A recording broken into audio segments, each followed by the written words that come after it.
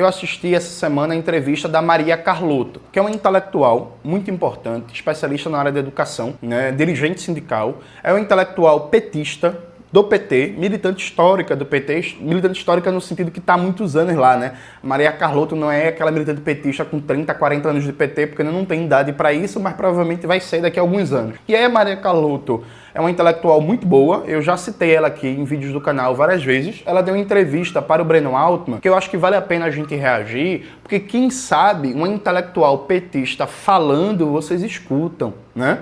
E aí é bom, porque com a Maria Carlotto falando, não vai ter imbecil, e aí desculpa, viu gente, essa é a palavra, dizendo que isso é discurso de web comunista, que isso é discurso de Vladimir Safatli, que é discurso de rachador, que não sei o que e tal. Porque o que vocês vão ver é basicamente a Maria Carlotto dizendo o que os comunistas falam desde o começo desse governo e fazendo um diagnóstico eleitoral e político que é muito parecido com o nosso frente ao que é a prática do governo Lula. Aqui um parêntese, a gente não vai reagir a toda entrevista, que é longa, é mais de 1 hora, e a Maria Carlotto, ela discorda de várias análises que, por exemplo, eu tenho, né? Ela não classifica, por exemplo, o governo Lula como neoliberal. Ela não acha que o Haddad, por exemplo, é um defensor dos interesses da classe dominante, beleza? E aí, citando isso, porque a gente não vai reagir a toda entrevista, aí alguém de má fé pode dizer assim: ah, Jones, você só reagiu às partes que você concorda.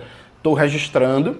Vejo a entrevista completa, eu quero reagir só à parte que a Maria Carlotto faz uma análise de conjuntura e disso tira as conclusões diretamente eleitorais. Fechou? Vamos embora, que eu acho que vocês vão gostar. As pesquisas mais recentes, especialmente Datafolha e Quest, que foram as 2 últimas pesquisas, mostram Lula liderando a corrida presidencial no primeiro turno, mas empatando com Flávio Bolsonaro na segunda volta. Como explicar esse cenário? Veja, Breno, primeiro tem muitas pessoas surpreendidas e eu não sei exatamente por quê. Porque era esperado que esse cenário de polarização se repetisse. A extrema-direita é um movimento profundamente enraizado na sociedade, então tem enraizamento social. Eles são politicamente muito organizados, então eles disputam a sociedade com organização política e eles são internacionalmente conectados. Então, óbvio que eles têm incidência sobre o debate político de maneira muito intensa. Então, era esperado que o Flávio Bolsonaro crescesse.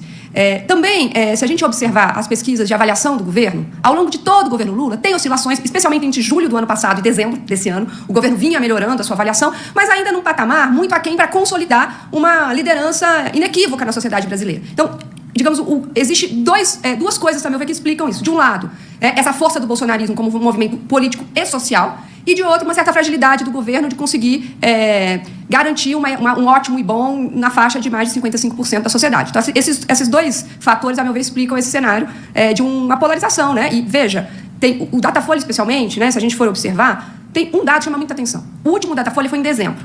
Entre dezembro e o início de março desse ano, o Flávio Bolsonaro dobrou suas intenções de voto. É um crescimento, e isso sim chama muita atenção, muito rápido e muito intenso. Para quem tem o seu principal padrinho político, que no caso é o pai, nem padrinho, né, o pai político, literalmente, preso, é surpreendente, de uma certa perspectiva, que ele tenha essa força, né, essa dinâmica, né, de tão rápida, porque eu esperava que isso acontecesse ao longo de 2026, né, mas a gente já começa, antes mesmo, né, do fim do primeiro semestre, com ele crescendo. Né, então, rápida e integral, né? Rápida e integralmente, exatamente. Então, assim, eu acho que, só para voltar, eu acho que talvez a principal questão que a gente precisaria fazer, né, aliás, as 2 principais questões é entender o que foi o governo Lula, né, a dinâmica política e econômica do governo Lula, e o que é o bolsonarismo como um movimento político-social. Responda já as 2 perguntas que você... Não, eu acho... não, perfeito. Eu acho assim, veja, desde da campanha de 2022, há um embate